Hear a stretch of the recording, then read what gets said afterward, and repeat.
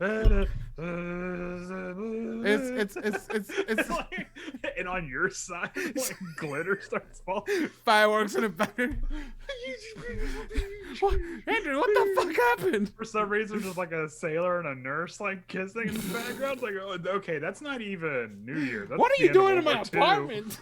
Get out! Oh, all right. Welcome everybody to a new episode of Attack of Opportunity. This is Jose. And with No, me, you're Sean. doing it wrong. You're doing it wrong. You got to do it like this. Hello and welcome to a new episode of So you just gotta do it really close to the mic. Today we are talking about a very interesting. Here we have Andrew, our specialist today. With You know, we never did the NPR episode that we said we were gonna do. We should. We need. Like we dressed up like with a round glasses, Yeah, like like- turtlenecks. Yeah. And today we're going to talk about hags and hags. we have today with me as an expert in the subject. We have. I got some of the Andrew. microphone Excuse me. covers stuck in my teeth. Yeah, sir, you're a little too close to the mic. Sir. Maybe that's why. Maybe this is why Facebook always turns off the stream. Mark Zuckerberg himself just goes, "Oh no." I can't have these assholes on my platform. They're making me look bad. That's saying a lot. All right, let's get episode started. Actually, it's probably more like, what's this? That can't compute humor.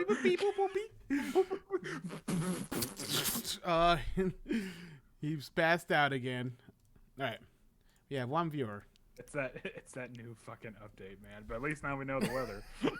Yeah, before he dies, he said it's In like 75 the corner degrees of the outside. eyeball, it says 78 slight chance of rain. Yeah. All right, you ready, Andrew? Yeah. Are we gonna do the pre-show thing for Aaron? No, that was tomorrow with everybody. Oh, okay. Oh, I Yeah. thought we were gonna do it for the podcast as woo. Do you want to? Oh, yeah, if you really want to. I mean, we're live right now, so Oh, okay, that's fine. Don't worry about no. Yeah, let's tomorrow with the group. We'll just do it together. So. it. Oh no! Ah, it's too late. I already like fucking like coughed and breathed this shit into the mic. That's not the worst. Yeah. Right. This microphone has been in my mouth Ew. like 30 seconds ago. So, well, doing the NPR thing, because I literally have to put my nose against the mic and just, Hey everybody, welcome to Attack of Opportunity. Today we're going to be talking. so it's just, We're grown-ups here, okay? Thank you for joining us, whoever's watching us right now. Let's get this. Are you ready, Andrew? Are you ready? yeah, I've been ready. Well, it doesn't sound like it. Yeah. Okay. Okay, I'm Okay, ready. okay. You want to know why I'm ready? Because Okay. I know. I'm sorry I sound angry, but I just spent the last 8 hours working. Why am I talking about work? Because I'm a blue-collar guy, and we're talking about blue-collar jobs because we're talking about the common man, the commoner, the roll the music. It just in the background.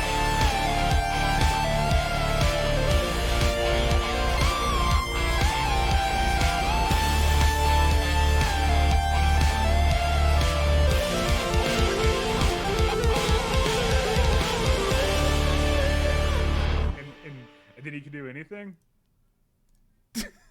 Andrew, are you okay there, buddy? Yeah, fine. Well, that was a new intro. Good job, man. I dare you. I dare you to stutter like the song. like with the intro. Or Holy shit, we have 5 viewers somehow. Is he gonna start? Is he starting right now? Okay. No. Yeah, All right, now he's starting. No.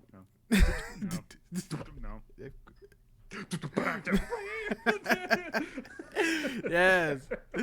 Oh, so welcome everybody to a new episode of A Talk of Opportunity. That's why I don't do the intros. Yeah. And I'm the one with English as a second language, so what's happening here? Well, I mean, I probably just have developmental issues, honestly. Listen, I got dropped in the head a lot. I had Oh paint man. chips as a kid. Speaking Yes. of paint chips, let's talk about our drink of choice. So what do you got today, Andrew? And should you be drinking? That's the real question.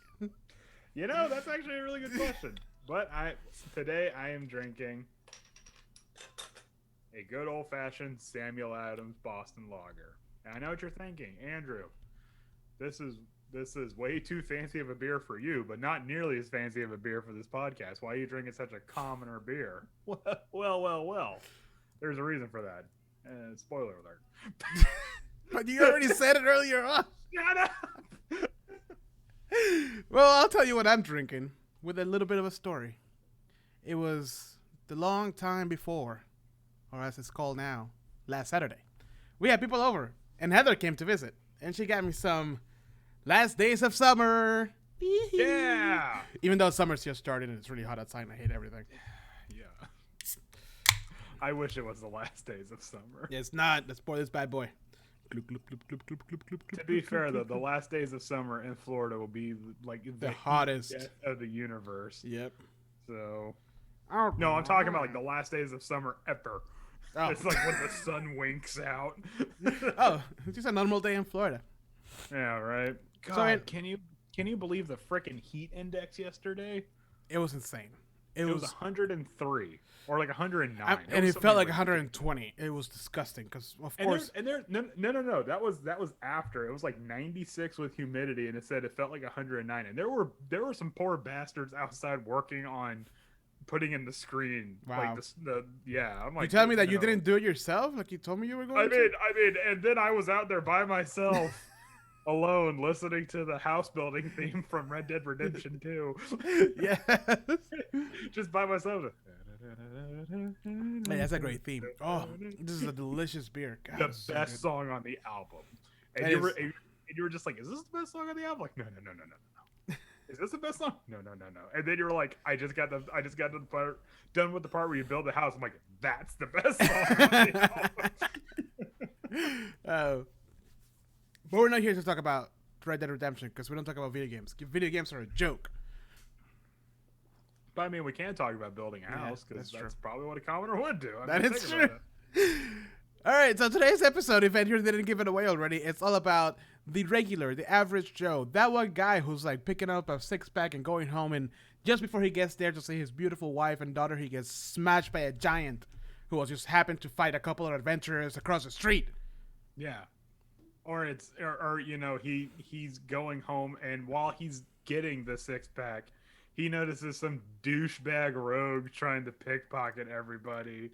And then the store clerk, who just happens to be a retired adventurer himself, is like, here we go again. And he's just like, can I go one day without having And to that's deal in a with nice this? city of Waterdeep. Yeah. So, Or the not so nice city of God, I don't even want to talk about the day of life of Baldur's Gate. God. but we will, and we will get there eventually. That a day in the life of Baldur's Gate is like no shit. Like the song, "It Was a Good Day" by Ice Cube. Yep.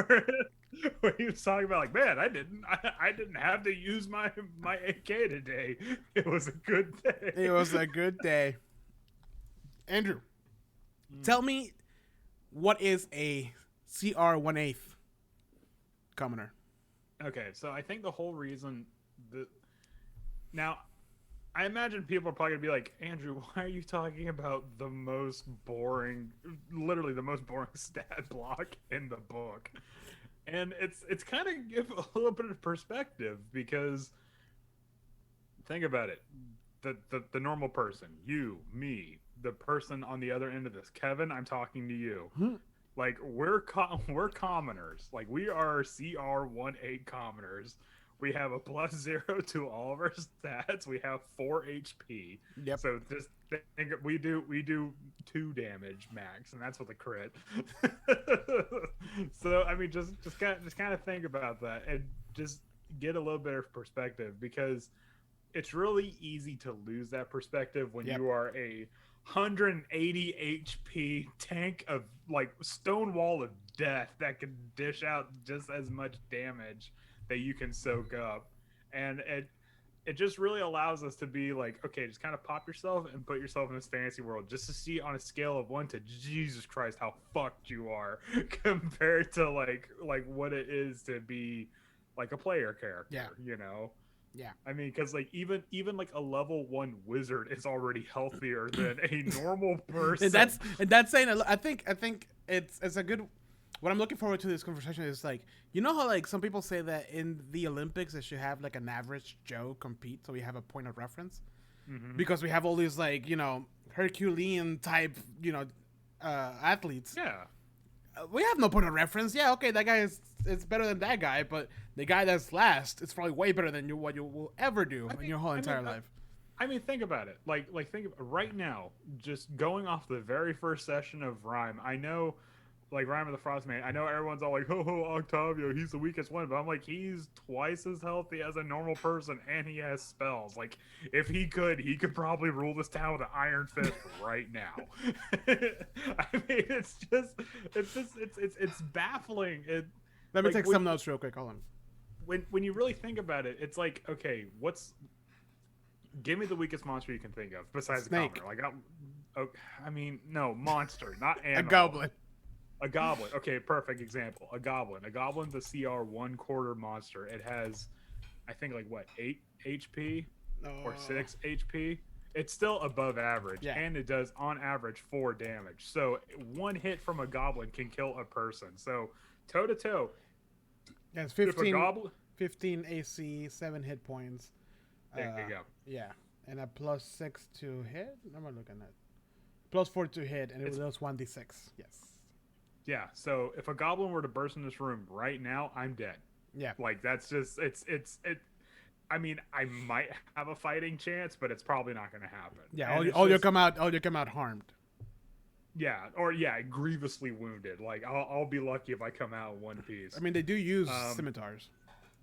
Yeah, yeah, exactly. And it's just kind of the, like, put the point, like, an owlbear to a level 1 to 3 party is a threat, and like it might be a lethal threat and like a really worthy fight, but to a normal person, an owlbear is a death sentence. Yeah, like that's just nope. You're not going to survive an owlbear, and that really kind of like, because I know like a lot of us like, oh, goblins, oh, they're all they poop themselves and like they wear their hats backwards and crap like that. And I know like for us, like goblins are like the like comedic, right? What's the word? Comedic relief. But it's like they are an actual threat to people. And that we're talking the most normal, boring, vanilla monsters. We're not even like talking gelatinous cubes, or like any of the other oozes, or like the ant eggs or anything like that. Like this is like just we're talking. This is not the town's guard. This is not the police guy. No, this is like the average Joe who's like is going to school to get a master's degree on whatever. Like this is a guy who's like commuting down the street. You know, like the guy you see in the bus, like the regular average Joe that has absolutely no training. An owlbear will make you shit your pants. This is the guy that's been digging ditches for the past 8 hours, and he's the guy that's like in ancient England, like that like sits on the river and like pushes like the turds away from the sewers, so that way the sewage can flow properly. Yeah. Like these are the people we're talking about.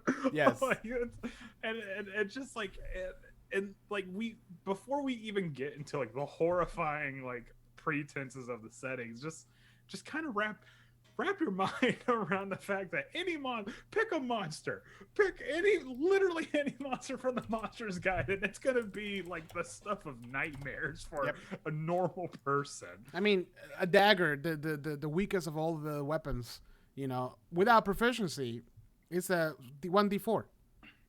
Yeah, you know, a commoner has 4 hit points. Yeah, so I mean, and think about it. Okay, I know we think like, oh, I'm 4 hit points away from dying, but what's 4 hit points away? Okay, so if I do 1 damage to you, Jose, that's a quarter of your life. You probably are concussed. Yep. I'm on the floor crying, like, please stop. I didn't think it was going to hurt as much. Like that's like in the movies when like they're playing with a gun and they get shot and they like, oh my god, like that's 1 hit point. Yeah. So shot on the leg, not, you know. Yeah, so 3 hit points, 3 hit points, like, sorry, if you get hit for 3 hit points, that's literally like any moment. You're just like, Yeah. you know? Yeah, and the thing is that we're so used to like having all these really crazy epic adventures between the adventurer party, which is consists of like, level 5 or whatever. The average hit points is 20 something. Like compared to a commoner, these guys are borderline gods already. Yeah. I mean, okay, think a barbarian, just a barbarian, level 1 barbarian, even with a +0 to his constitution, they already have 3 times the amount of health that a normal person would have. So can you? It generates this idea that level 1 barbarian, like there's just like a bunch of people like beating up on him on a bar brawl, and he's just like swinging them around and stuff. Because that's what. Already level 1, these guys are freaks of nature. Yeah, exactly. Man, and we're not even talking about like the tankiest options out there, and then you throw in like supernatural benefits, like I have dragon scales, or like I'm a turtle. Yeah, with 17 AC. But like, so here's it brings a thought to me like, is there a way to start as a commoner and become an adventurer? I would honestly really enjoy if like the first session is just trying not to die. Yeah, it's like like an adventure where it's like you start out in a town and then whatever happens, like the inciting incident, and we're all CR 1/8 commoners, and then the next session is like, all right, now pick your class if you survive. If you survive, right? If not, you're gonna have to redo that again with it. Yeah, you gotta be a better player. I mean, and that could be like a really cool, like interactive, I guess, session 0, where it's like, oh no, your backstory was, you tried to break out through the bakery and you slashed your leg. No, right. Now I'm, now my career as a swimmer is over. I'm gonna have to rely on magic now to, kind of. Damn. But what would be the catalyst up or something like that? Like, what is it? Like you grab the sword and you're like, I have the power, level 1 fighter. Or it could just be something like you grab a sword and like you find out like, hey, I'm not like naturally good at it. Like, like, right. But like you defended yourself and it's like, okay, this sword saved my life. So obviously it's fate that brought us together, kind of a thing. Like I'm not going to get rid of this sword. And then like maybe you become a fighter or something like that. Or it's like you're running away from goblins and like, oh no, I'm praying to Heronius to help me, and a lightning bolt like like, oh no, Heronius, oh no, not oh no, like, oh yeah, Heronius has answered my call, I guess I should. I got sparky fingers now. Yeah. I mean, it'd be really cool to, or like, oh no, I'm really hungry, man, I wish I had some berries. Oh my god. Right, it's like you're starting to learn your powers. You're really bad at it. It's like a rotten good berry, but it's still good. Berries. So what can you do? I can make berries. Yeah, just overflowing with berries and just shoving it into the enemy's mouth. I'd be making a killing making jam. Yeah, exactly. Oh shit! Yeah, devious intentions, Robert. He said that lost my legs to dysentery. Yeah, boom, and that's why you're a wizard, because you can't go anywhere. Look at Bran. No, seriously, you're in a wheelchair. Look at Bran Stark. The whole reason why he became like the Three-Eyed Crows, because he had no fucking options. It's either this, or I'm a cripple for the rest of my life. And you know what? It's not really all it's cut out to be. Right. So we're talking about commoners, like the commoners, the lowest of the low. Not like I said, but like the weakest of the weakest. And so we know now that commoners are weak. Commoners can die at anything, even by a wizard sneezing on them, which is quite hilarious. I mean, if you look in the DMG, there's a section where it's like improvising damage. Yeah. And it's just, and the lowest example is like, oh, 1d6 because you stepped over hot coals. 1d6? That's gonna like incinerate a normal person. If you fall, if you fall, like the most average damage is 1d6. If you fall 10 feet, if you max out damage, if you max out damage person like just rolling around in hot coals until they die. And it's like stop, drop, and roll. No, it's not working. He's on the hot coals. He needs to not stop, drop, and Somebody roll. please stop him. Why is he doing this? And then just dies. He just But yeah, exactly. Like you said, drop 10 feet, boom, compound fracture, dead. Dead. Yeah. Well, it makes sense, like back then. Compound fracture. The chances of you surviving from that, like in this setting, is kind of hard.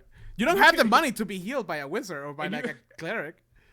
And you could justify it like, okay, how bad was the damage? Well, that's the angle you hit the floor. Like a 1, oh no, you kind of hurt your ankle. Right. You're gonna be hobbling for a while. A 6, head ground first, neck at 45-degree angle. Neck like, sticking through the back. Yeah, and then just like that's your last words. Yeah. Oh fuck. Yes. I mean, I just think it's a really good practice just for someone to be like, oh, why this isn't that big of a problem. I could deal with werewolves. Right. Yes, but you also have 36 HP. Right. or just a People simple do not. or just a simple trap. It's like, oh, it's just a tiny little trap. For you, the darts only did 1d4 damage, but for a you have a commoner behind him, and it's like, oh, that wasn't big of a deal. Turns around, it's just dead. Yeah, there's like darts in his eye, like through his skull. It's like, oh shit. It's just like that scene in Indiana Jones where they yeah. trigger the trap. There's just like the guy with like the bamboo stick through his head. Like that's a normal person. Yeah, exactly. An everyday schmuck that just spent 8 hours like hitting wooden nails into a track or some shit. I don't know what commoners do. Making shoes. Well, it depends on where they live, Andrew. That also depends. Well, also another thing I wanted to talk about before we get into like setting specific. Or city. The reason why another thing I wanted to talk about the day in the life of a commoner is because we're always like, oh, whatever. I'll give this guy a gold for helping me out. But a week's worth of wages for a commoner is 7 silver. There's been multiple times that I had to be like, oh, hold on. A week's worth of wages is 7 silver. So if you give this guy a gold, you're giving him like a month's pay right now. People don't realize that. They just go to like, the tavern or wherever they buy first of all, they buy a nail for like what? Like 2 silvers? No, it's like 8 coppers. Even. It's like 8 coppers or like, and then the room for 1 silver or whatever. Right? Yeah. So they get a lot out of like just that. And then they're like, oh, okay, thank you. So they subtract, what is it? They subtract 8 coppers and 1 silver for that transaction. And then they're like, oh, I like him, so I'm going to give him 1 gold. 1 whole gold. As a tip.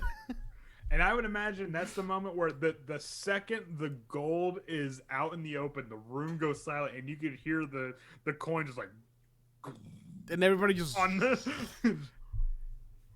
And that's where the bar fight starts, because this guy is loaded for bear and he's obviously not good with his money. Yeah. 1 whole gold, man. But I mean, and that also like kind of like we're only getting 50 gold for this quest. That's like a year's fucking pay. That's like those probably what was in the barracks for like emergency supplies, but they're giving it to you so you can take care of the problem. Like that was gonna send my kids to college. Yeah, that's how badly I need these like iron ingots or whatever back. That's a lot. That's 50. How many weeks is it in a year? 20. It's 10. It's 10 gold per. It's 10 gold. No, it's 10 silver per gold. Hold on. 50 divided by 0.7. That is 71 weeks worth of wages. Damn. Which, hold on, 360. And you just give it to the tavern owner. That's a year. That's roughly a year and a half worth of wages, right? You just give it to the tavern owner. It's like imagine that. Like imagine you're making what, $24,000 a year.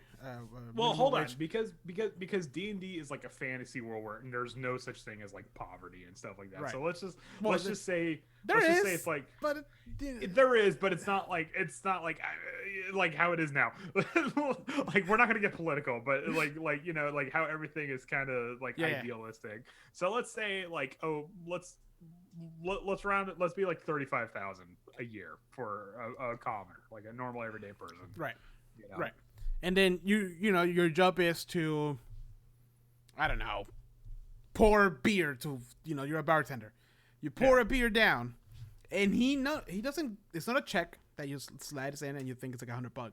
No, he has cash, $35,000 cash, and just drops it as a tip for you. Can you imagine that? Well, and then he looks at you and says like, "That's after taxes, my friend." So if we're talking about the 1 gold exchange, we're doing the math here. Do not quote us on this. Okay? We know very little of a lot of things. Okay, so we're doing 35,000. I would say a paycheck is probably like what, like 1,800 bi-monthly. Yeah. Right? Give or take. Okay, Wow, so 1 week's pay is $900. So then a gold is probably like $1,100. So imagine you're pouring a beer and it's like $5, and this motherfucker gives you $1,100 as a tip, and it's just like, oh, keep the change, poor boy. And it's just like, like that's like, oh my god, like just, and then it's like, oh, hey, I'll pay you $70,000 if you get rid of these goblins in my basement. You're like, only 70,000. Yeah, that's probably like, you know, the emergency funds in case somebody goes sick or something. Like I'm sorry, I wasn't kidding when I'm saying the money you get from a normal adventure would destroy the economy Yeah. of a city. Okay, so I didn't keep track because of awareness. It didn't really matter that much. But how much gold did you guys have towards the end? We were low. I mean, and my character was kind of late to the party, quote Right. unquote, my second character, so I didn't have that much money. But we were like loaded for bear. I remember Ludovico, when he left, he had something like 400 something gold. Like it was something stupid. Insane. By the way, Andrew, Like- my friend Christopher and Michelle, they're watching us and they're cheering with their beers. Salute. But like, what's it like? They in say Curse of they say Strahd- go from beer to champagne when you get that. But it's like, yeah, exactly. But I mean, it's like there's, what was it, that room in Curse of Strahd in the Amber Temple where it's like you find like 50,000 gold, and I'm not kidding when I say like 50,000 gold. That is that is like, we're talking like Jeff Bezos amounts of wealth. Where it's like that's enough. Like, That's enough for you to have your own kingdom type situation. you could probably buy Barovia with that much money. Like, let's be legitimately honest here. Yeah. Oh my gosh. Well, how much money was stolen from the dragon heist? It was something like 100,000 gold No, or something. it was right? 500,000. 500,000? Yeah, just gold, not counting the gems and everything else that was in there. That's like, That's, you have your own kingdom. You Waterdeep who? Waterdeep Part no, B somewhere else. 500,000 gold. That is like world destabilizing amount of wealth. Yeah. Like, that's Which not is where the economy of the Forgotten Realms is so, you're right, it's so weird because, like, yes, imagine that if you count all the money that you guys got from Schult, which was a lot. I don't remember because I let you guys like leave with like one of the items was like 5,000 gold, whatever. Schult, right. Waterdeep, Barovia, Dragon Heist, even Storm King's Thunder. Keep talking. I'm gonna look up the exact amount of money from Curse of Strahd you can get. Yeah, because towards the end, each one of you guys were having around, I mean, an average, each person of at least 700 to 800 gold pieces. And then, so imagine that, let's go pretty low. Let's go 500. 500 times a party of 5. Well, that's a... Boop. That'd be 2,500. Per adventure. Back memories. Times 8. That's 20,000 gold that just comes into the kingdom. And who taxes these people? How do they keep control of this? Like, this is why high level play is boring, because when you get to that much money, all you're doing is keeping track of how much money you're spending on castles, on like defense for your fortress, and all that kind of like boring shit. That's why Wizards of the Coast doesn't want to go to adventures past level 12. because then you have to start talking like, okay, you've earned this much money. Think about it. A high level adventure is probably paying for the roads in Waterdeep. Like, this is the reason why we have in infrastructure, is because these high level fucks are going out and raiding like the kingdom of Amu. You know, and then they're coming back, and then we're just flushing the economy full of money, and just like literally the roads are paved with blood here. That's what the real world needs: adventurers to go out and come back with a lot of money. Oh wait, no, that happened. That's called colonization. That's just not. Yeah, exactly. Whoops. So already oh my god. Okay, so yeah, there's literally piles of gold in the Amber Temple. Let me see what's in actual Castle Raven, because I'm not doing the math on the Amber Temple. It's like, oh, it's a $17,000 worth of blah blah blah for this and yada yada. Jesus Christ. What is it? Never mind. It's something like, it's like 5,000 gold just in the treasury. No. Okay. Strahd's collections of books alone are worth 80,000 gold. Books are worth 80,000. We're talking like the first print of Don Quixote. Like, holy shit! Oren would have been really happy with it. Oh! I have an idea. I want to move all these books to Baldur's Gate. Nobody will ever find them. I really hope they don't just sit in a shop and get mildew on them. Oh, by the way, today is Howard's birthday. Howard, if you're listening, or in the future if you listen, happy birthday, bro. Happy birthday, Howard. Yeah, we're drinking one for you. Mm-hmm. All right, happy Andrew. birthday to the best wizard and hopefully best druid I've ever seen. Oh, I can't wait. So yeah.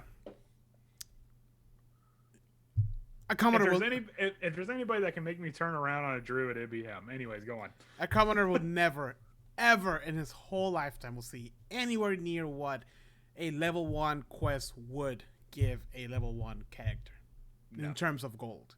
No. Never. However, they do have sometimes a calmer life, a more relaxed view of the world. It could get really messy if there's an adventure around, but there is cities in the Forgotten Realms where people live. So let's talk about that.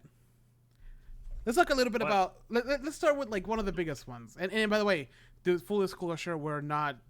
Don't quote us here. We are talking based on our experiences, and we didn't do any like deep research on like Forgotten Realms economy or anything like that. Yeah, this wasn't like, what is the exact infrastructure? Right. Blah, blah, blah. No. This is just what we gleaned from like the campaign books. Yeah. So let's start with one that we both have experienced, which is Waterdeep. Mm-hmm. Number one thing that a commoner has to deal with in Waterdeep, which by the way, for anybody who's listening, Waterdeep is one of the most civilized cities in the Forgotten Realms. And by civilized, I mean like comparable to like cities nowadays. Like it's more like, it has like a structure, there's laws, there's police, you know, like it's not Gotham from DC or you know, that kind of like extreme. It's actually very middle of the road. It's not like 1800s Illinois where it's like the streets ran red with blood and stuff. Yeah.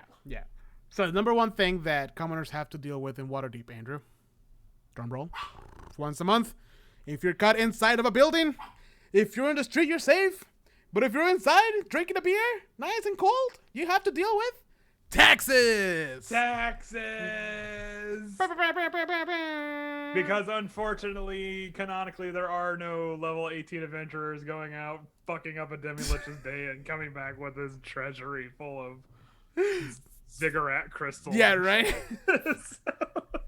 So yes, in Waterdeep, funny enough, there was a whole section about taxes.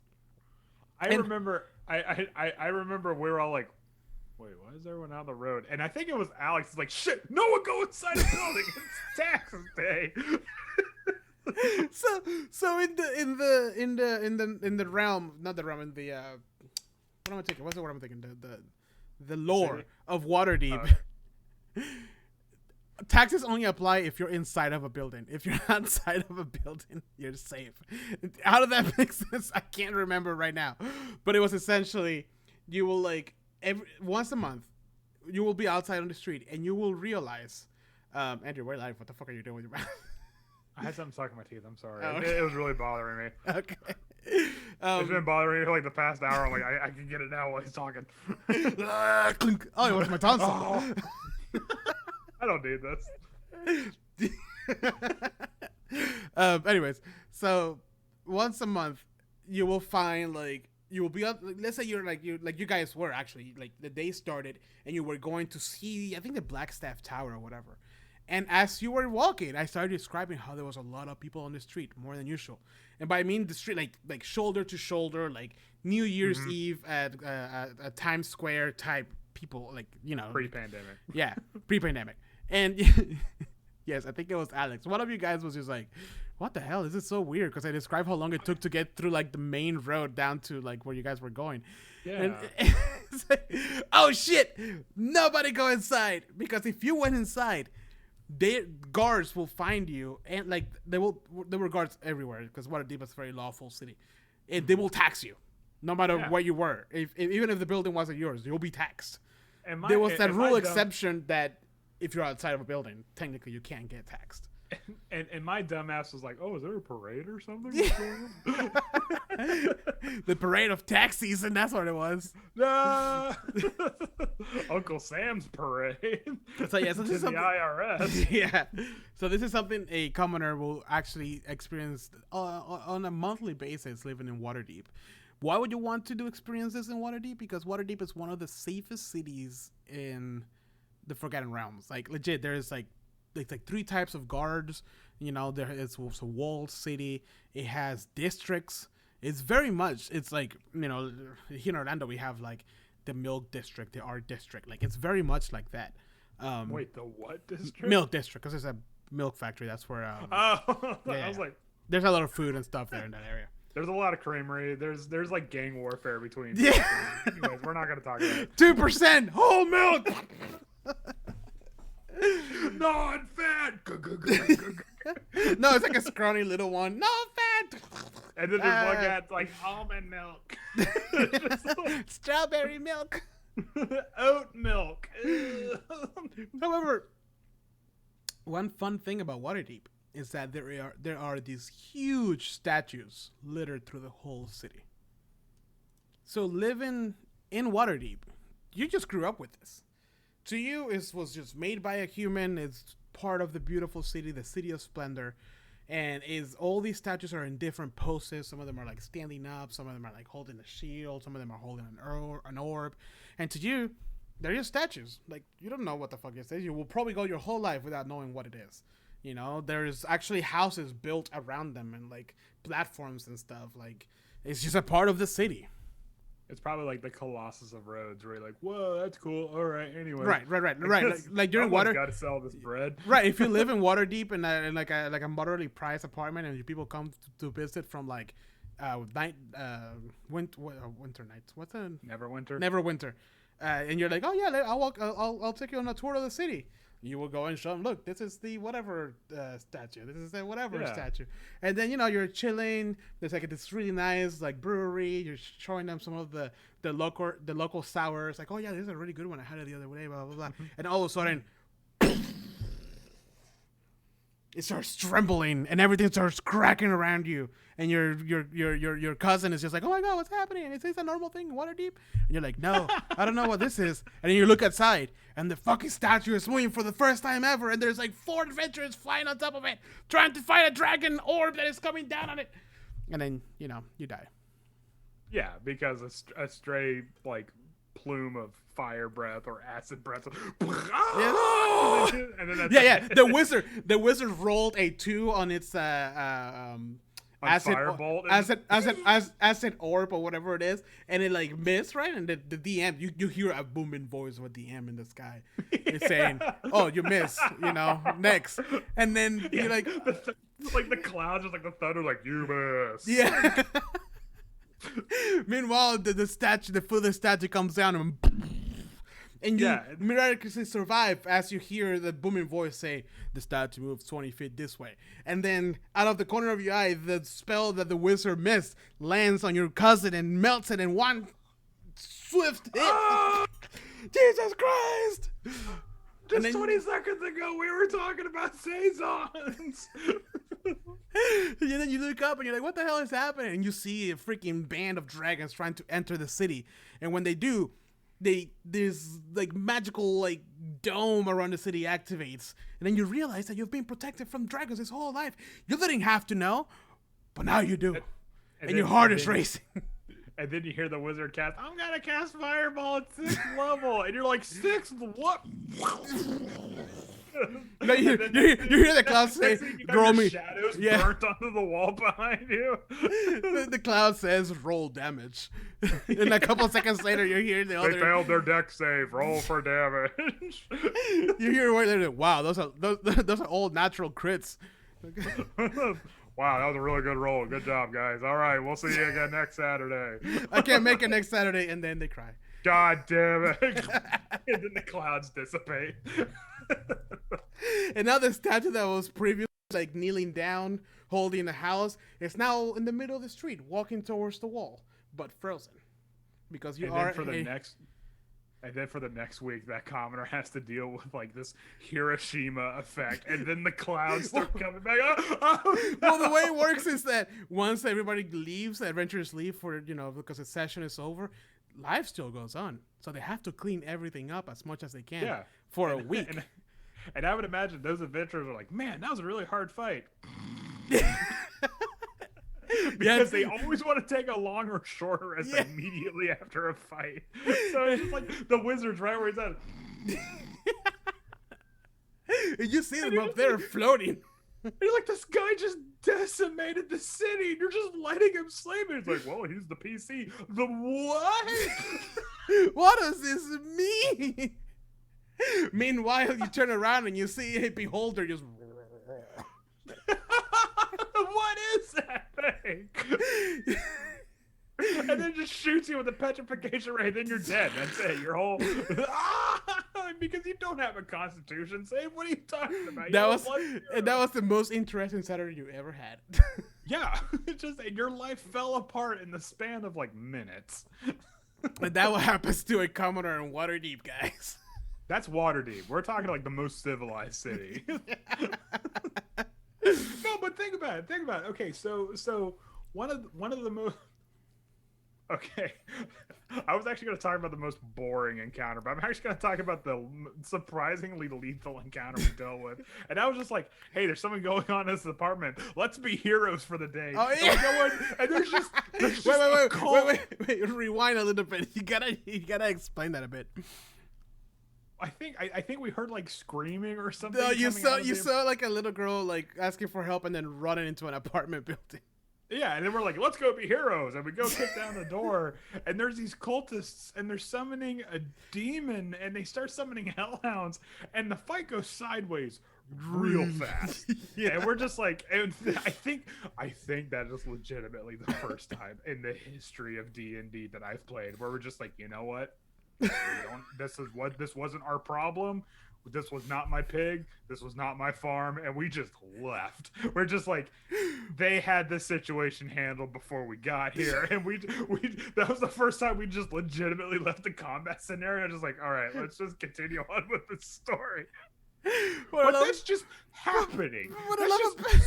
That's just happening in some dude's apartment. There's some dude just like, y'all soft off, and then like something happens. And again, like you guys, you all made it out, but then the explosion still happened, and then your character got blown out, but you were fine. You guys were like shaking it off, and then you like walk. We were like level 3 adventurers by that time, so we're like, yeah, it's fine, whatever. Right, but then you walk away, but what you didn't see is like once you guys walked off the frame, the camera was still looking at the house, and there was an old lady selling flowers right in front of the door. She was just dead now. Yes. And you left, meaning that the demon got summoned, and it's probably going through the rest of the houses, killing everybody. And now there's a hellhound just prowling around Waterdeep. And that just happened. That just happened. It's not like, and that wasn't even the crux of the adventure. That was literally, you just rolled on a random encounter table, and it was just a normal day in one of the most civilized cities in Faerun. It just happened. Like that's just like the whole satanic panic scene in New York. But if it actually had merit, like if these guys could actually summon demons. Yeah. And then the SWAT team came in and were just like, and they're like, you know what? Nope, this fight's too hard. I'm just gonna. I like to imagine that when you guys left, the cultists were just waiting for a fight. They were like, wait, they're gone. Oh shit! Well, no. I think the turning point was when the Hellhound started to attack the cultists. And we're just they got this. We're good. We just left. And we just slowly closed the door behind us. Yep, that's Waterdeep. One of the safest cities in Faerun. You can't stop people summoning the devil. No, you can't. Okay. So let's say that you're this guy, the one that his cousin just died, right? You managed to survive the statue attack and dragon invasion that was just happening. The weird voice of a creature in the clouds telling them that they roll a natural 20. You're like, fuck this, I cannot do this, I'm leaving. So you pack your bags and you head out south. That's sunny, sort of sunny, because you're like, oh, I'm tired, I'm gonna stop at this city. What's the name of it? The Basilisk Gate. Interesting. It looks safe enough. Let me walk in there. And as you walk in, the camera pans up and a title comes up. Baldur's Gate. The City of Blood. Sirens. Woo, and like fires. And you're like... And you enter, you go from Waterdeep, which is insane, to Baldur's Gate. Okay, Waterdeep. This one of the safest, most civilized cities in Faerun, to 1985 Detroit. Yes, it's not colorful anymore. Now it's like this red tint all over it. The streets are dirty, and that's the first thing you notice as a commoner, because as a commoner, you can die from disease. So you're trying to stay away from all of this, right? Yeah. You see because somebody you can't afford for a cleric to pay for lesser restoration. Are you kidding me? Yeah. And you walk around and you see somebody getting stabbed and mugged. You're like, oh my god, help! And you find one of the guards around. The guard turns around and he has a big old insignia with a fist and a flame around it. And then he starts beating the shit out of you. Yeah, because you bothered him. They're there to protect the city, not you. Yeah. You see that cobblestone? I care more about that cobblestone than I care about you, commoner. Honestly, yes. Oh my god, I just realized something. That fucking cleric that we paid at the beginning of Avernus could have fucking retired 8 times over with that amount of money. I like to think that he was about to, but then you guys reached out to him again and they were like, well, you can make easy money again. And it's like that Markiplier meme where it's like, I can milk you. Yeah. Pretty much. But yeah, Baldur's Gate is the complete opposite of Waterdeep. There's no words. It's just the lower city and the upper city. To get into the upper city, it will take a lot of work. So most commoners will not be able to do that. In fact, the easiest way to get to the upper city is to be born into the upper city. Yeah, exactly. I think nobles is a different stat block, right? Noble is a different stat block. Yeah. I think the only difference is that they get a little bit more armor and then they get an extra action to block a sword hit or some crap like that. Right. So you're stuck to the lower cities, which is dirty, mostly it's the smell of blood. It's in the air. Excuse me. You don't have any protections from anybody by the flaming fist. So what do? You make friends. In Baldur's Gate, commoners find other people that they can band together and create essentially gangs. Oh my god. To protect their area where they live. because they don't have like the resources to bring in and pay the Flaming Fist.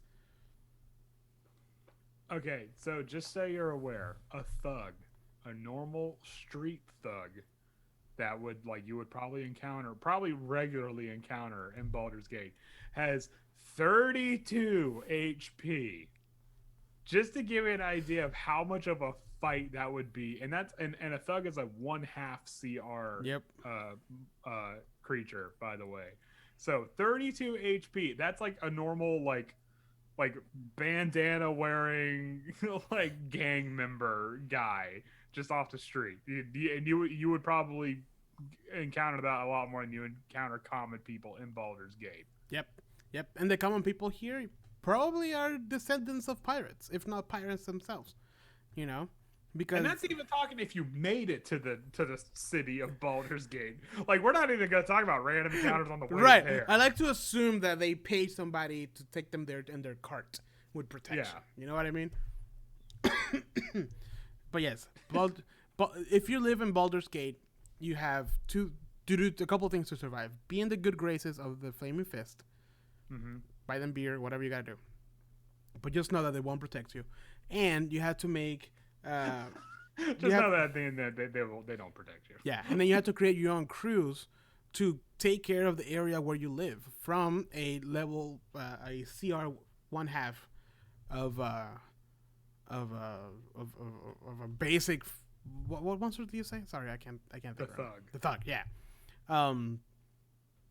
That's the bare basics. That's not counting the freaking crazy amount of cultists that you can find in Baldur's Gate. Probably the closest equivalent to like an armed commoner would be the bandit, which still has 11 hit points. Damn. So that's crazy. almost 3 times as much as a commoner. Yeah. So I mean, it's just living in Baldur's. I mean, think about it. In Avernus, we had superhuman stats. We really did. Yeah, you guys rolled really high. So we maxed out on a lot of our stats really early, and we still got ganked at every possible moment until we got to actual hell. The game didn't get easier until we actually went to hell, and then things were like, oh, okay, now it's an even fight. Yeah. So essentially here, you're pretty much carrying your own protections, whatever it is, a knife, a dagger, you know, a short sword, whatever it is, but you are armed. You're not going to be, this is in Waterdeep. You cannot count on other people respecting the law. Mm-hmm. This is, and then so then you have like this sort of like militia force that's like policing the streets. But then on top of that, you have cultists that are much more powerful and much more resourceful than they are in Waterdeep, because these ones actually have a network. yeah. as opposed to just a couple of jack-offs that are like, you know, oh, hey, let's all meet up on Saturday and, you know, summon a hellhound. Like, no, these guys are like trying to like rebirth dead gods and whatnot, and then, oh god damn it, it just blows my mind. It blows my mind that there were still people living in Baldur's Gate. Like, that had to be something that's just like, it's a Baldur's Gate thing, right? In Baldur's Gate, you know? to be fair, I think for the most part, people that live in Baldur's Gate are there because they're stubborn and they're loyal.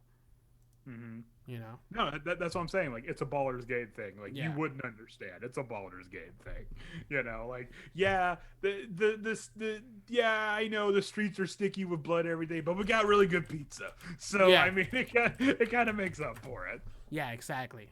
And again, we're still talking about halfway civilized parts of it. Like, the Sword Coast is still considered the safest part of Faerun. Once we get like east towards like Thay, all bets are off. Yeah, exactly. We're staying near the coast. We haven't even gone down that way.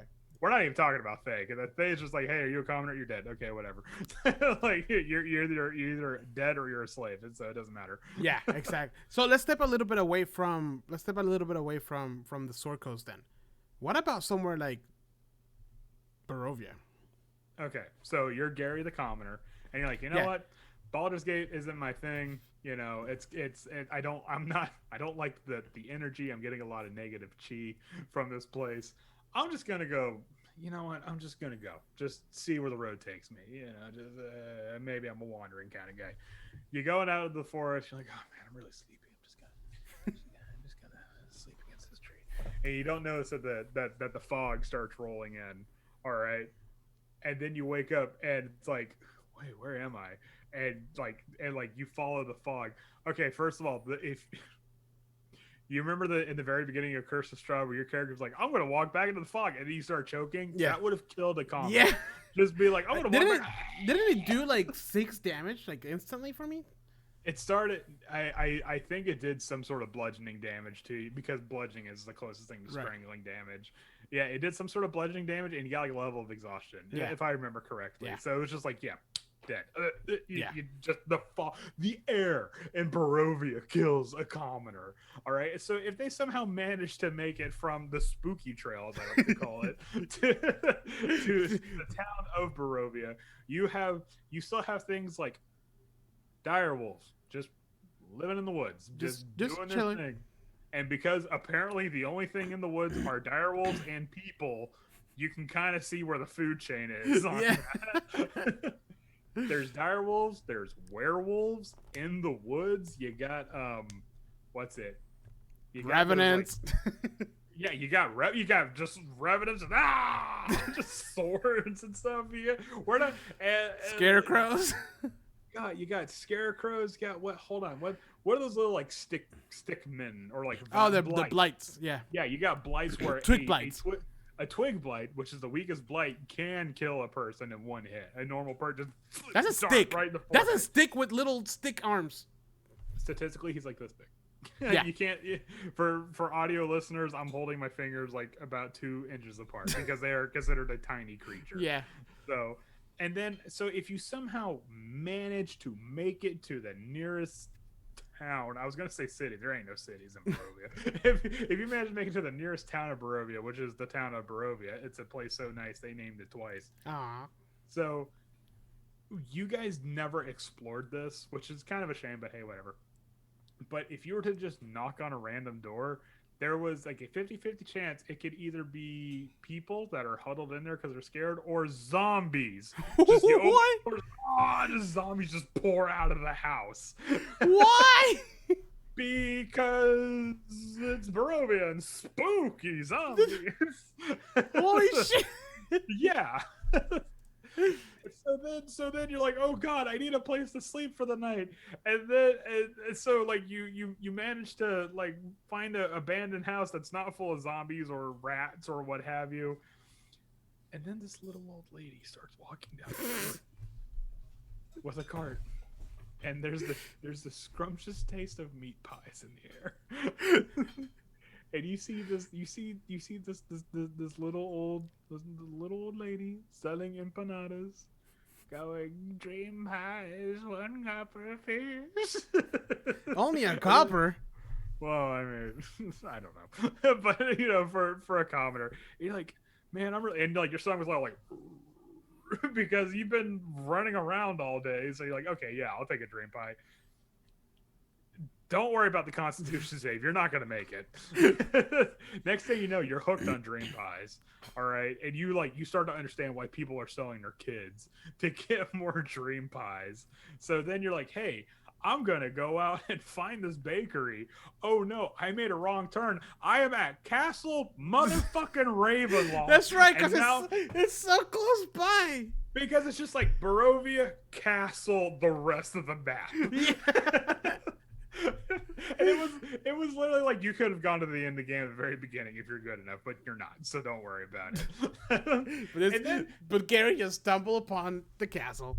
And then like, okay, so you guys never went through the very front of the castle till after the adventure, which is a shame because I had this whole like kind of thing set up. But it's like red dragon wormlings were guarding the front of the castle, so it's just immediately like knock on the door, hey, I'm gonna ask this rich guy. Dead. What do you mean? I'm pretty sure they can make it. A red dragon wormling, dude. I'm pretty sure the fire breath does like at least 20 damage. He was dead before the fire actually reached him. And we're talking if he even makes it there, because like the random encounters are ridiculous in Barovia for a 1/8 commoner. Gary has really bad luck, man. And then, okay, so then, let's just say for whatever reason, he manages to make it to the land of, or like to the town of Valaki. So now he has to deal with a baron that's just like, you know what? Nobody mentioned Strahd. Don't even fucking think about Strahd. I will arrest you if you think about Strahd. And again, you never did this, so whatever. That's fine. If you knocked on random doors, there might have been a chance there was either people, a swarm of rats, or cultists waiting for a sacrifice. And it's Somebody they're open, a bunch of arms just grab him. Like, just like stab him as he's going through the door. And so, why? okay. Because everything sucks in Barovia. I don't know. I had a good time in Barovia. Well, I mean, yeah, you guys had a fucking blast at Barovia, but it's so okay. So then you really have to nail home the point that these people, like, there's a reason why it's like, oh, you're going out in the woods at night, you're dead. Like, okay, yeah. he's dead. Like he's never gonna make it back because, first of all, a werewolf is a fight for a normal adventurer if they're not well equipped. A normal person is not even a blip on the radar for a werewolf. Yeah. Like that's just a mid-evening snack. Yeah. So and then you got to throw in, like, there's a hut that walks around. Oh yeah. With a lady inside that. But most importantly about that, there's snakes around that area, so careful. There's a bunch of snakes. And then there's like an asylum that's also a church that's guarded by a corrupted angel that's also evil for some reason. And then there's just a tower that is rigged to explode at any moment. Wait, if the person enters it the wrong way. Hold on. A snake has 1d1 piercing damage plus 2d4 poisoning damage. So you would die from the poison. Like that. And then later on, like it'd be like swollen out here. Like, is it bad? Is it bad? Don't tell me if it's bad. Don't tell me. Yeah, just shake your head or not. Just give me. Are you shaking your head? Yes. Oh, by the way, it's something else.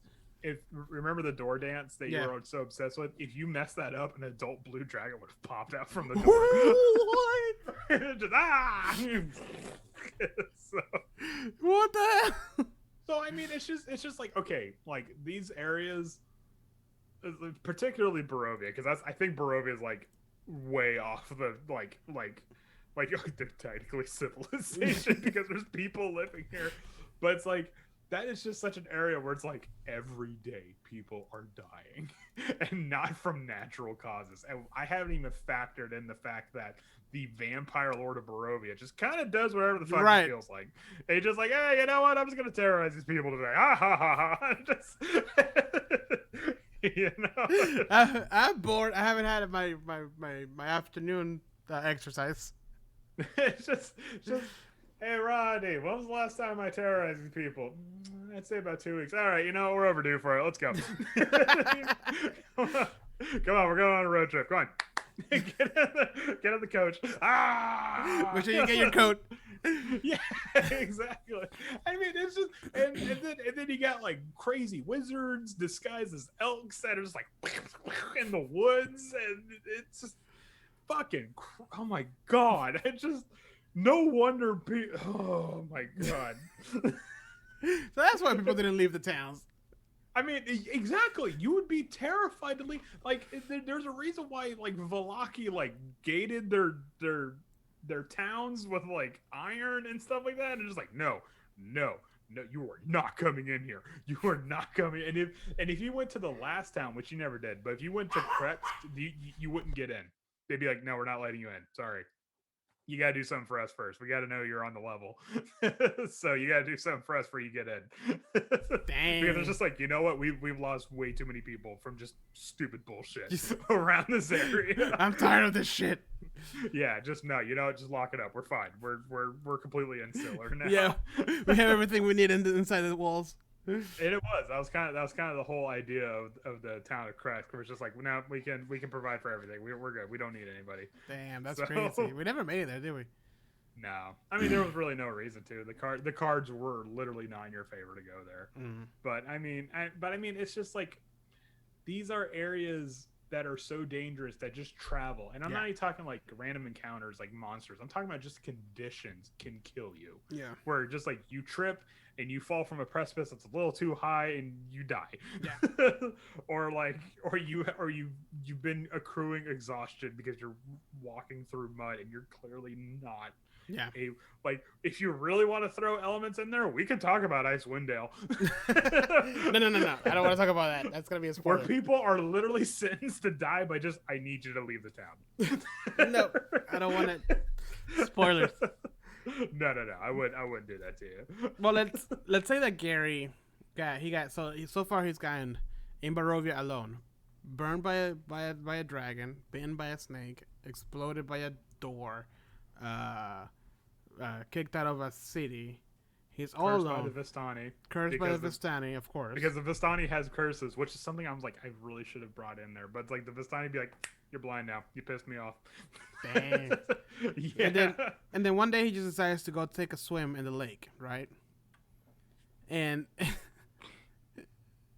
wait. Go on. He goes take a swim in the lake, but while he was taking a nap in the lake, floating, a group of adventurers managed to defeat Barovia.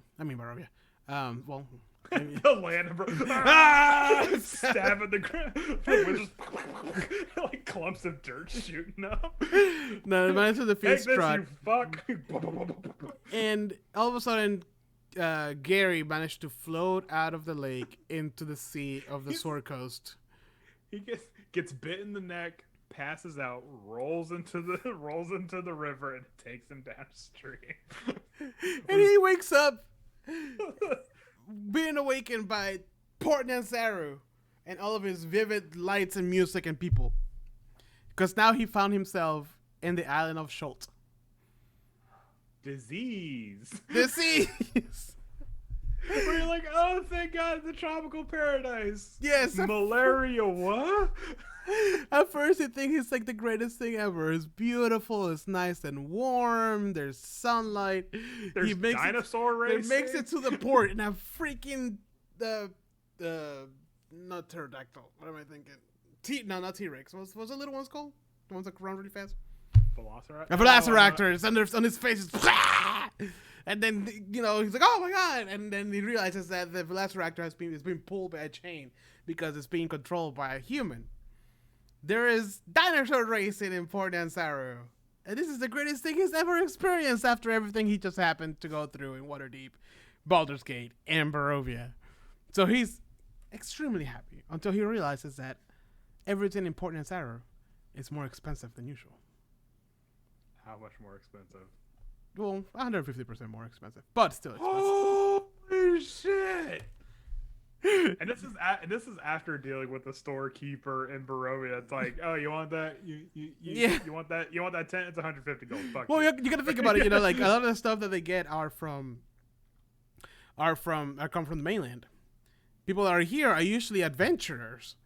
They just happen to live in Port Nansaru because right outside the walls of Port Nansaru is the freaking jungle with dinosaur zombies, regular zombies, freaking all sorts of crazy ass shit, nagas, and like all the things you can imagine.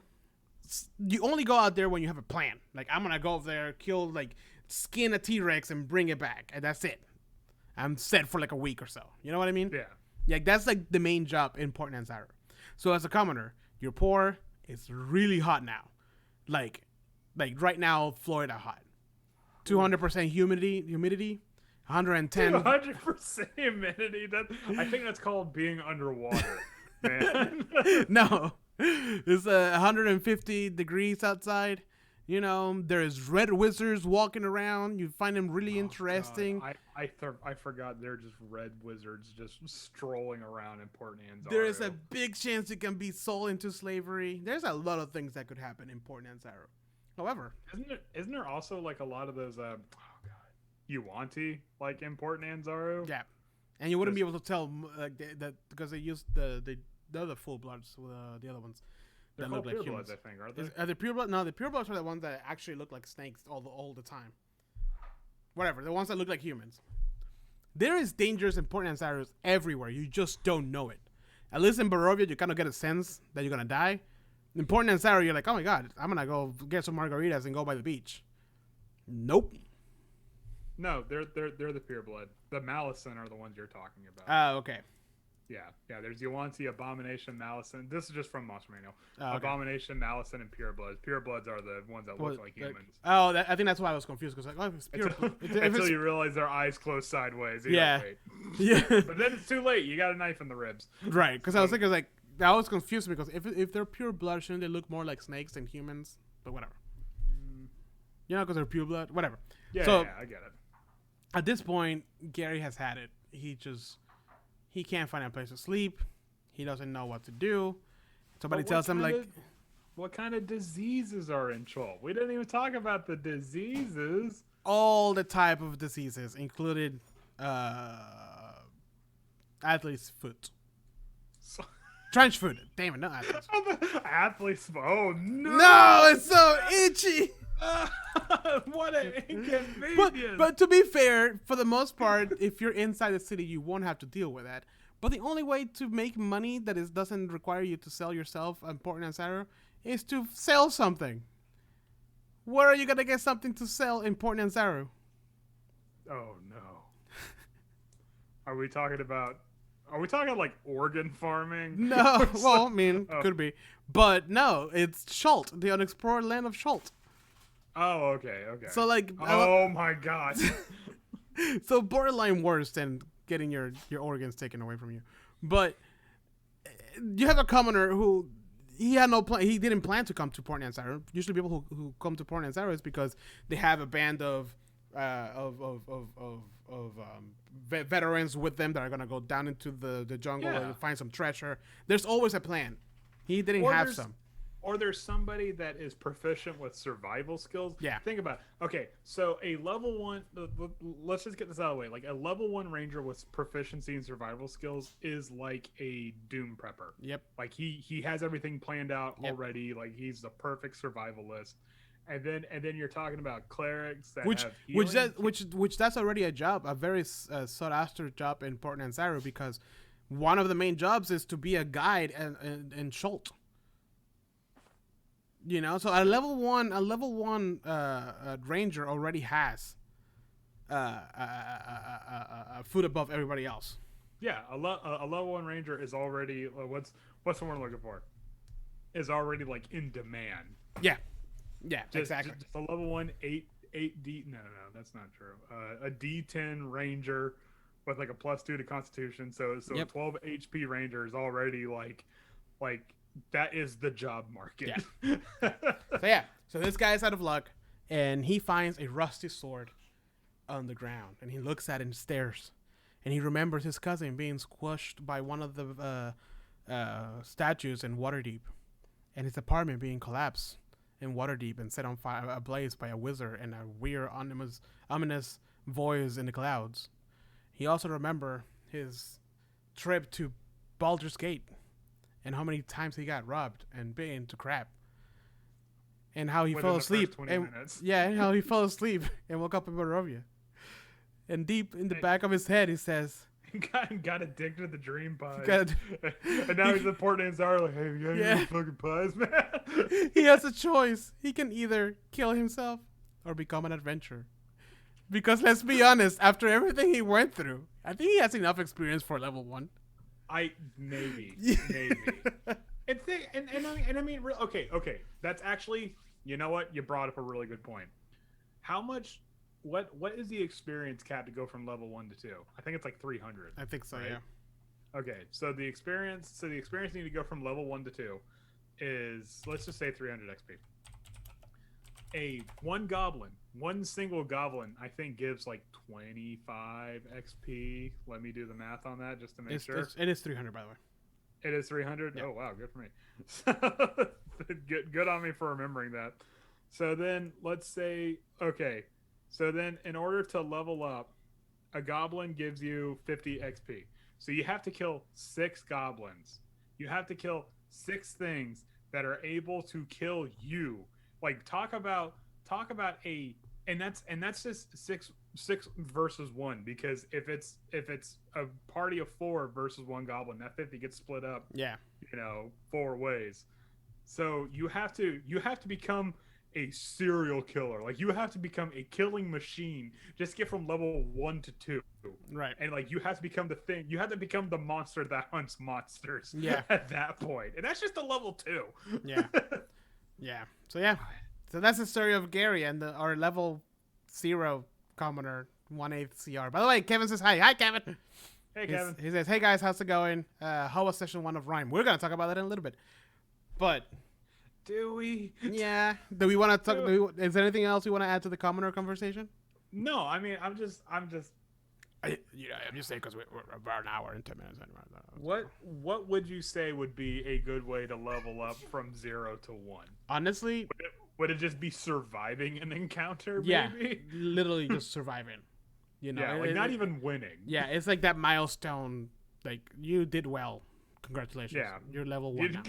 Congrats. You didn't die. Yeah. Which, our friend Gary here made it through 4 cities and Barovia, and he's fine. To be fair, if he survived... He's traumatized, but he's fine. Just that snake bite alone, there's hero potential. That's how low the bar is. And he's just like, ah, like in the forest of Joel. So remember, everyone, when you tip a gold piece to a commoner, you are making their whole year, essentially. Next time someone tips a gold piece in one of my adventures, they're just, okay, bar fight. There are going to be consequences. just you tip a gold piece, boom, chair to the back of the head. Take his money pouch. Yeah. Oh, man. So, yes. Andrew. We got to move on to our favorite section of our episode. The news. What? No. Session highlights. So, we had session 0 and session 1 of Rime of the Frost Maiden since our last episode. Oh my god. Okay. I actually want to talk about session 0 a lot more than session 1.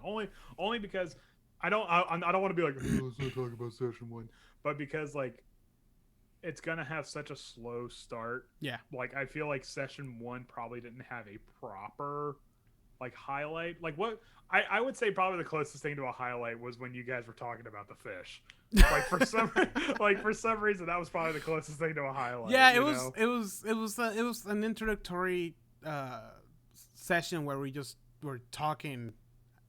I think for me the highlight was really the chemistry between our Goliath, our Shifter, and Octavio, the Tiefling sorcerer. Just because it was just so ridiculous.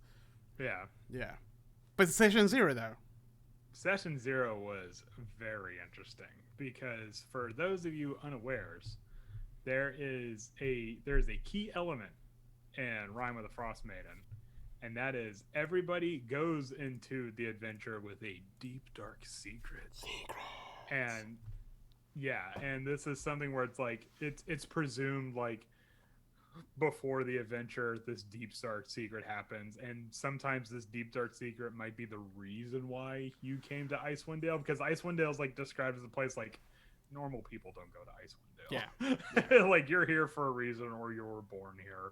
So, and to my surprise, I was expecting some people to just blurt out, because it gives you the option. I'm not going to be like, if you don't like, you better keep your secret or else I'm going to be disappointed in you. But no, I gave the option like, hey, if you want to tell your secret right now, you can, and we'll just go into the game knowing what your secret is, and maybe fixing that secret will be part of the adventure. Because there are some where it's like, oh no, you're blank. Oh fuck, we need to fix this right now. So, to my surprise, nobody gave up their secret. They're like, nope, I am taking this to my grave. Not even me, and my secret's not even that big of a deal. So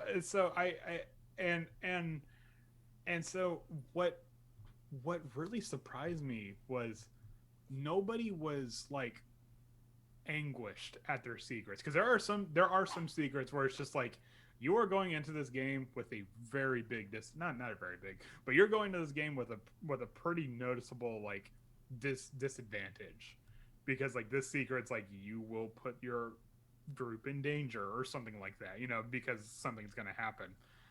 But nobody was like, oh man, I don't want to deal with this secret. Everybody leaned into it. And in fact, there were 2 people in the group, I'm not going to say who, but they messaged me afterwards. They're like, dude, that was perfect. That was exactly like, I didn't know I wanted this for my character until after I got it. And it helped create like the backstory for their characters. That's awesome. So yeah, and so I'm very excited to see how this pans out, and I'm very much not looking forward to not paying off these checks that I'm writing right now. You said it out loud in our episode, so it's now has been recorded for the future. We will hold you accountable. So I mean, I can't really say, as much as it pains me, I really can't. I because they are secrets, I can't say anything regarding it. Right. And it's just like, I can't tell you how badly I wanted to pull the curtain back just for you, just like it's like a DM to DM thing. But I'm like, no, I'm a player, bro. I'm gonna respect the rule of players. Like, no secrets. Yeah. And there were multiple times where I'm like, hey, should I? Never mind. I'm gonna not. I'm just gonna make this judgment call on my own. I can't wait. I can't wait for them to come into play. Yeah. Yeah. I was just happy. I was happy I didn't roll like shit, because I told you that I made my character somewhere like in my other game, just to like see, like, test it out, see, like, plan out a little bit. And I rolled so high, I was like, yeah, 18, 17, 16. And I'm like, yes. And I'm like, oh, that's it. And then this session 1, I'm gonna get all shit rolls. Mm-hmm. I'm just happy that I didn't. So I want to ask from you, what was, from a player's perspective, like, what was your highlight of any of the session 0 or 1? Session. Well, I told you session 0, because again, my secret was not like the greatest secret of all. But session 1 highlight. It's just I love that even before the session started, Robert, which is playing a shifter. Mm-hmm. What, fighter? No, shifter ranger. Heather, who's playing a Goliath barbarian, right? Paladin. That's right. And me, who is like this really like this rich kid who like doesn't belong in Icewind Dale. We already started like role playing. Right. Yeah, that's right. I forgot. Everybody is somewhat native to Icewind Dale. Yeah. Like Heather's character, Beery the Bear Breaker, like came back from Icewind Dale like after adventuring for a bit. Yeah. What's it? Robert's character was like native to Icewind Dale. Robert's character is named Swift. Howard's character, Gar, had been living in Icewind Dale for like the past 20 years. Alex's character, fucking Mittens on Hands. is like a known like quantity in Icewind Dale. So he's all been living there. And then there's you. Yeah. Like fresh off the bus. My parents essentially just sent me to Icewind Dale to learn a lesson on nobility, or how to be a proper noble or whatever. And this is the story. All about how my life. It's just like you see the bus just driving off. You're just like, wait. Yeah, no, I don't want to be here. So my character hates it. He's uncomfortable. He's been rich his whole life. So he's trying to like win over the Goliath and the Ranger, and the what shift? It's a shifter, right? Yeah. And the shifter, just to have like some muscle that can protect him in this crazy, wild wilderness. And they like immediately start talking about how they're gonna eat you. And the whole time my character is just kind of like, he's just like, yeah, that's pretty funny, right guys, it's just a joke, guys. And everyone's just like just staring at not a single bone of survival, nothing for my character. So like that, it started before this session, it continued during this session, and it's just playing out so well. I'm so happy. You went with a noble background, right? Noble background, yeah. So you have like no survival skills, not really skills. No. So you're just like the worst possible thing. And, okay, so I can totally understand why people are like, oh my god, this fucking guy's gonna be dead weight. Yeah. because Howard's playing a druid, so nature. Right. Robert's playing a ranger, nature. Right. Heather's playing a paladin, so at least they're like tanky, like they can like soak up some hits. And then Alex is playing a rogue, so it's like I can at least sneak. And then we got this guy, this rich kid who's like, and you describe like his winter gear is like overly elegant, and like colorful, but, like, sleeves and scarves, and no sense of like natural color. Well, I mean, just when we left the tavern and it was dark outside, and everybody's just from space, and everybody's like, they're like, Mittens is in the back, and he's just kind of like looking around. You have like the Goliath in the front, like we gotta look for clues, and I'm like in the middle of everybody, just like with my jacket. I'm just it's really cold out here. I particularly like the part where what's it, the dwarf Flynn was like, oh, we need you guys to track down this murderer, and you're just like, so who you gonna hire to do that? yeah. And everyone just like stops and just like. I love that so much, because you didn't say we're gonna hire you. You were saying, like, you were telling us about the problems and everything that's happening. I never once said I am hiring you to take care of this problem. It was leading to that. Yeah. And my character's like, oh wow, so who you're hiring to take care of this problem? It's just like the conversation stops. It's just I saw your head. It's like, oh my god.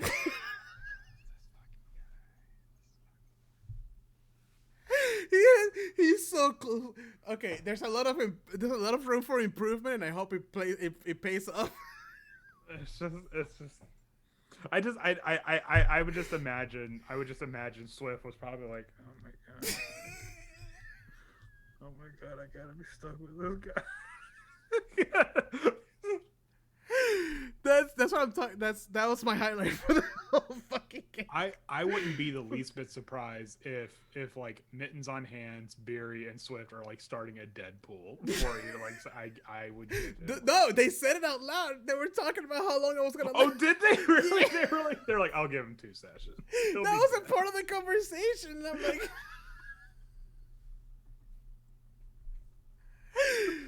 I'm loving it. I'm loving it because it's like, I love it because we have such a good spectrum of like the most useful class and the like pointedly I am purposely making the worst possible thing for this setting.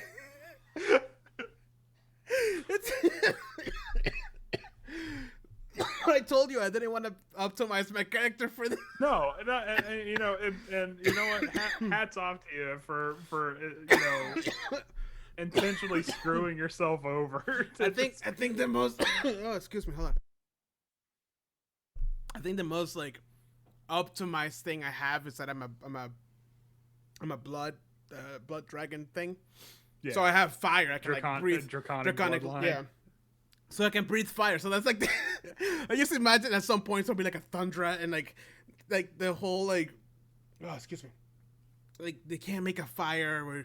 We're dying outside, and I'm just like, in the middle of the adventure, guys. When is that fire gonna be ready? Yeah. I just like, oh wait, hold on. Like one tiny little flame. Yeah. And I just want everyone to be like, wait, you can do that the whole time? Good job. You have finally begun to start pulling your weight. Oh god, I think that's like the most like because it's a noble sorcerer tiefling that has never seen any adventuring, that's never done anything by himself his whole life. Yeah, your backstory was that you were essentially dropped off in Icewind Dale by your grandfather to like give you some backbone or something like that. Oh man, and it's funny because every character like brings like I'm not saying your character's useless. I know we've beaten that thing like that horse, but it's like every character it's like like even Mittens on Hand, who's like a rogue, it's like, well, I traveled between the 10 towns, so I like have some sort of knowledge and stuff like that. Meanwhile, your character is literally just fucking clueless, just in the biggest way possible. I love that part. I love that part. When you're like, you make us roll for whatever, and Beery wakes up and you're describing this like beautiful like Oh yeah, northern the lights. Aurora, Yeah. the Aurora Borealis. And I'm sending guys a picture of just like, meanwhile, Octavio, it's like this dude on the bed just like drooling. like I said, I want to drive it home that he does not want to do any of this whole time. It'd be like walking a cat. Just like dragging its feet. Just face down. I don't want it. I don't want to be here. There were a lot of moments in session 1 that like there was like precious role playing moments. It was just like the whole thing was like we asked for like how much the room was. I'm like, I want the most expensive one, you know. Yeah, it's just like, so they charged me like, more. The innkeeper's just like, yeah, okay. It's like they're all the same, but I think the mine is better because I'm paying. Yeah. And I'm like describing the room. It's like, oh, it's got like a writing desk and like a really nice like bed and stuff like that. And like someone like Swift is probably impressed. I'm like, Octavia, this room looks like a shithole compared to all the places you've been. And it's just like a normal like holiday right, inn. right. You know? It's just like, ugh. Only one shower? Ugh. Ugh. Meanwhile, the commoner downstairs is like, there's a shower up there? Holy shit! Yeah, Gary, Gary? who just got off the shuttle. He just made it to his window. Like, oh, guys, man, it's really dark. What time is it? Look at a full-size mattress, and like Octavia's like, I asked for a king. Yeah, a California king, nonetheless. Yeah, or an Alaskan king, because that would be thematically appropriate. Right. Oh shit. Meanwhile, the innkeeper's like, God damn it. God. His money's good. His money is literally keeping the lights on. But like, because you like way overpaid. By the way. I know. And the thing is, like he doesn't know how to handle money because he's never had to. So he's just been like wasting his money away this whole time. Okay. So I remember you were buying cucumbers from Mittens. So Mittens is what do you call it? He's a tabaxi rogue. No. Like, what is his job? Like, he's he's a smuggler. A smuggler. Yeah. And usually he smuggles stuff like, precious skins, like materials to make really impressive survival things up in the north, right? He said specifically he smuggles textiles and spices. Right. Yeah. This whole time, part of how we know each other is because I've been buying cucumbers from him. And really, I mean, he has to get him across Wise Window all the way up here. So obviously they're gonna be expensive. He's already charging me a premium, plus an extra premium for being me. And then, one of the bits was that he asked me, "It's like, oh, are you making a special dish, a soup?" And I'm like, yeah, a soup. And then it cuts to me in my room with cucumbers in my eyes, just relaxing. Oh man, my eyes have been so strained. Oh, and then when we walked out, everybody has like their coats or whatever, and I'm like, oh my god. And then like you described the people like dying, like the ones that we found or whatever. Oh yeah, at the entrance, and it goes quiet for a second. I'm like, does anybody have chapstick? And somebody had chapstick. And I'm like, oh, thanks. Anyway, so what's that? No, I would probably have to say my session highlight was when what's it? Gar was like, I'm gonna buy 40 rations, and I'm like, oh your yeah, backpack can only hold 30 pounds. Dude, I didn't know that. And everyone's just like, shit. Yeah. And then that's when the calculators came out. You can see it on my stream. I pulled the calculator, but it opened in the middle of the stream, so I want to like move it to the side. And it was funny because everybody except Heather was like, "Oh God, now I have to start thinking about equipment weight," because Heather's character is a Goliath, and they have a stupid amount of like equipment weight. Yeah. So it's like whatever. They could probably carry that shop on their back. Yeah. But everyone else was like, okay, hold on. What goes Even in the me, back? I was like throwing away torches, like I was doing the math, trying to like make it all like. I never had to think about that. That was pretty awesome. Yeah. We were even talking about it after the session. That was exactly what I wanted. That was I told you guys we're gonna be tracking weight. No. Tracking weight is fine, but my tracking weight was just a total weight. When you said backpack capacity, I'm like, wait, that makes a lot of sense. Oh my god, can we buy an extra backpack? And then Swift was like, "Oh, I'm just gonna buy like 60 arrows," and I'm like, "Okay, well, how many quivers are you gonna buy?" And then they're like, "What do you mean?" And I'm like, "A quiver can only hold 20 arrows." Yeah. And like, "Oh man, I have to buy more quivers." Oh, it was so awesome. It was so awesome.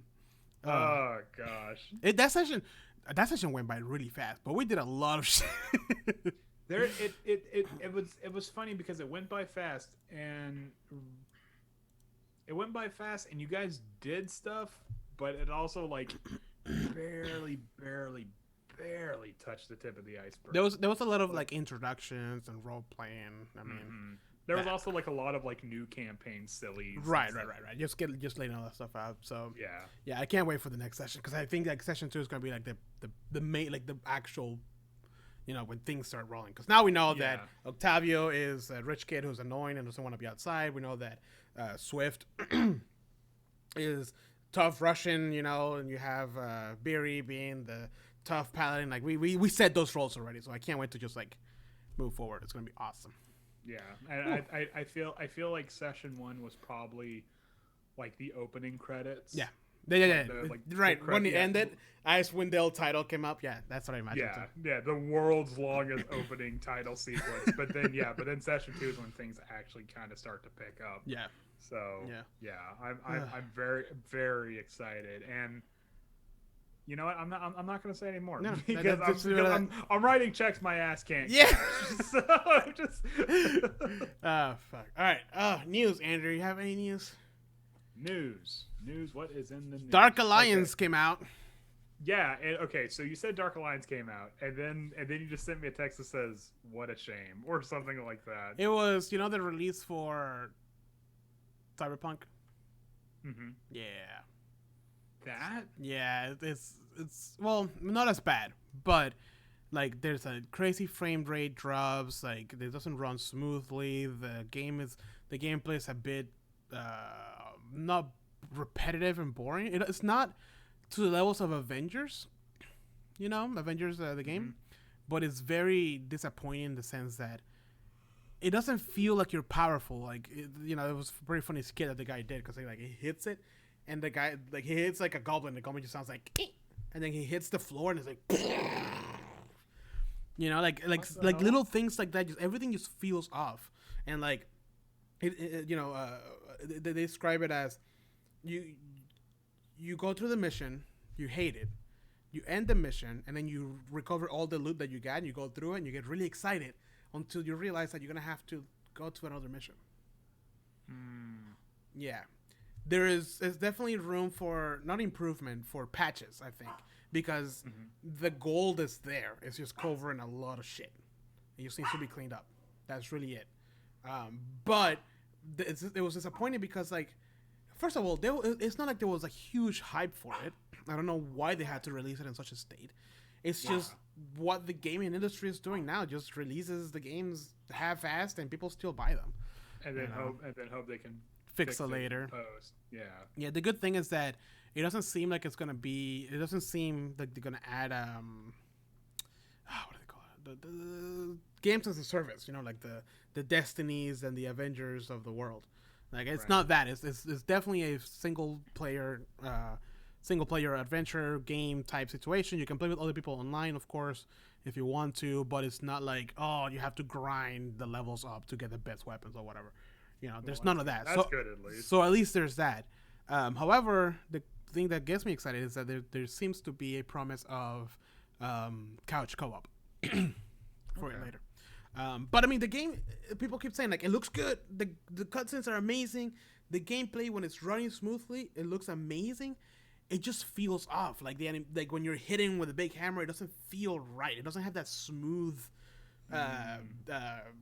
not animation, that feedback that you get when you're fighting as a very strong barbarian. It just feels very. Really? So, yeah. Oh man, because the hit stop on like weapons is everything. Right. And like if you want like a mastercraft on like hit stop animations, like look at the very first like God of War. Yeah.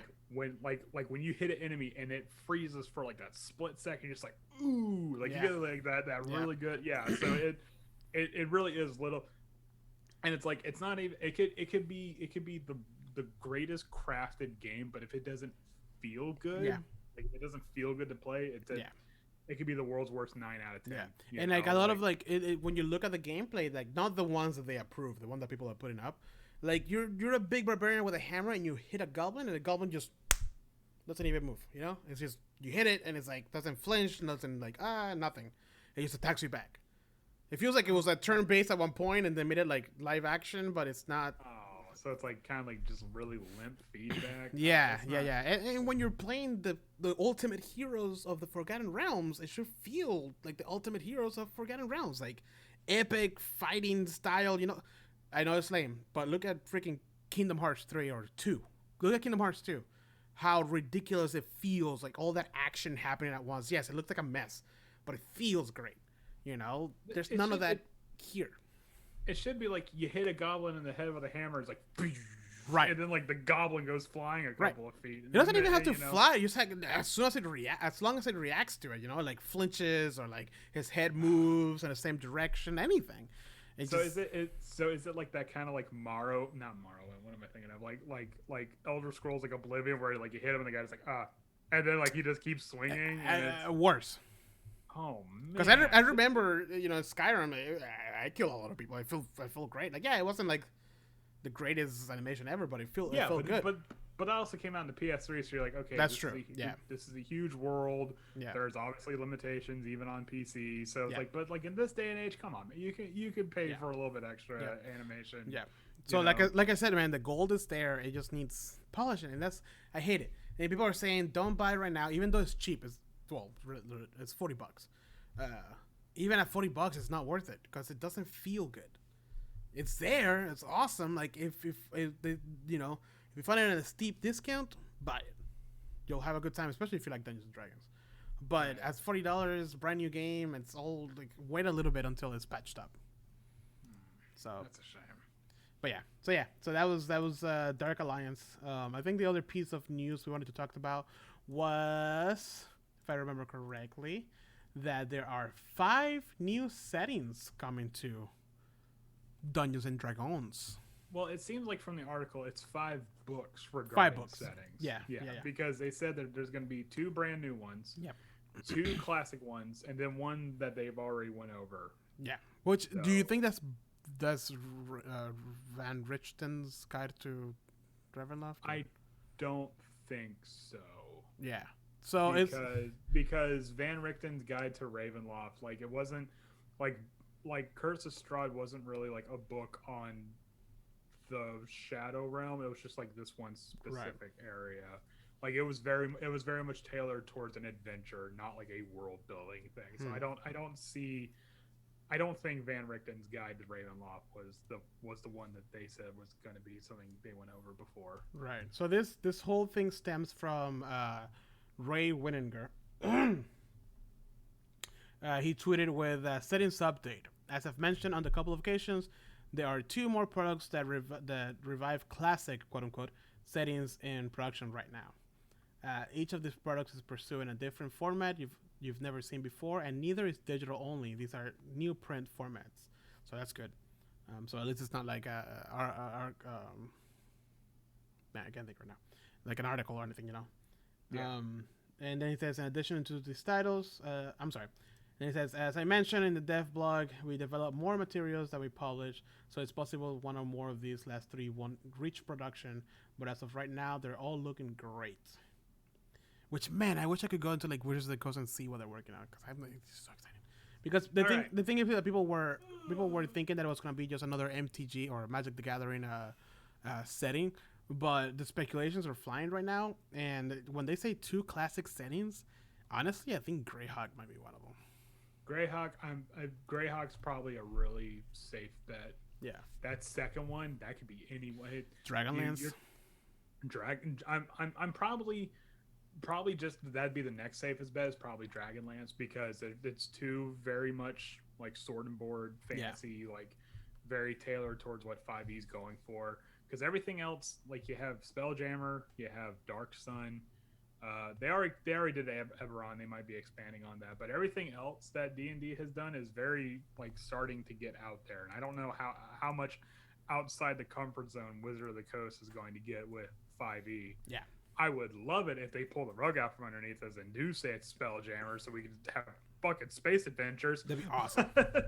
But the universe seems to like work on directly proportional to how much I want something.